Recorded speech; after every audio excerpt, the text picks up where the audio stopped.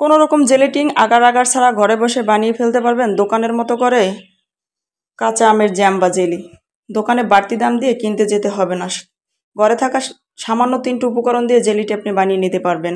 Hello বন্ধুরা, আসসালামু আলাইকুম। সবাই কেমন আছেন? আশা করি সবাই ভালো আছেন। আলহামদুলিল্লাহ, আমিও ভালো আছি। আজকে আবারও চলে আসলাম আপনাদের মাঝে নতুন একটি রেসিপি নিয়ে, কাঁচা আমের জ্যাম বা জেলি। দেখুন, আমি এখানে 4টা আম নিয়েছি। আম 4টাকে আমি খোসা ছাড়িয়ে নেব। খুব সহজে কিন্তু আপনারা এই জেলিটি ঘরে বসে বানাতে পারবেন।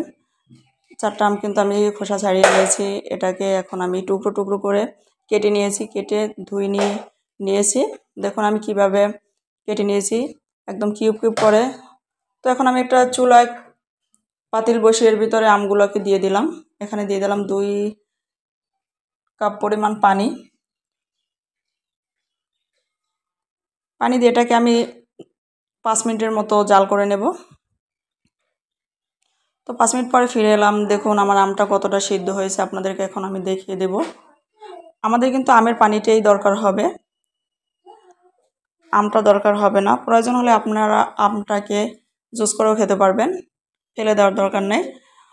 তো দেখুন আমি কাঁটা চামচ দিয়ে দেখিয়ে দিচ্ছি যে কীভাবে আপনারা এই আমটাকে সিদ্ধ করবেন, কতটুকু সিদ্ধ করবেন। তো এখন আমি এই আমের পানিটাকে ঝরিয়ে নিচ্ছি। তো এখন আমি পানিটা মেপে নেব, যেহেতু এখানে মাপার একটা বিষয় আছে, যে আপনার পানি কতটুকু চিনি দেওয়ার একটা বিষয় আছে। তো আমি এখানে আমার প্রায় 1.5 কাপের মতন পানি হয়েছে।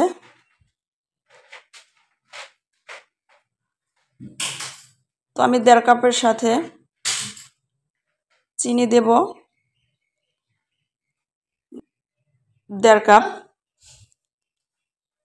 চিনিটা দিয়ে আমি নাড়িয়ে চাড়িয়ে এটাকে বলক করে নেব। যখন যেটা বলক উঠে আসবে, আমি কিন্তু এর ভিতরে একটু 1 চা চামচের মতন ভিনেগার ব্যবহার করছি। অবশ্যই ভিনেগারটা ব্যবহার করার চেষ্টা করবেন। ভিনেগার না থাকলে লেবুর রস ব্যবহার করবেন। ভিনেগার দিলে জ্যামটা অনেক দিন ভালো থাকবে, অনেক দিন সংরক্ষণ করে রাখতে পারবেন। তো এখন আমি বলক ওঠার পরে আমি দিয়ে দিলাম সামান্য পরিমাণ ফুড কালার।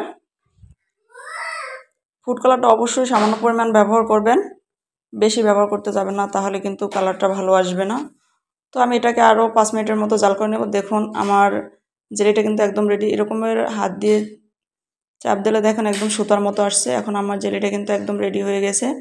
এখন এটাকে আমি ঢেলে নেব। দেখুন কত সুন্দর হয়েছে। তো এটাকে আমি ঢেলে নরমালি রেখে দেব প্রায় 3 থেকে 4 ঘন্টার মতো। দেখুন একদম জেলিটা কিন্তু রেডি হয়ে গেছে। সবাইকে অসংখ্য ধন্যবাদ। আমার এই রেসিপিটি ভালো লাগলে অবশ্যই লাইক কমেন্ট শেয়ার করে যাবেন। ধন্যবাদ সবাইকে।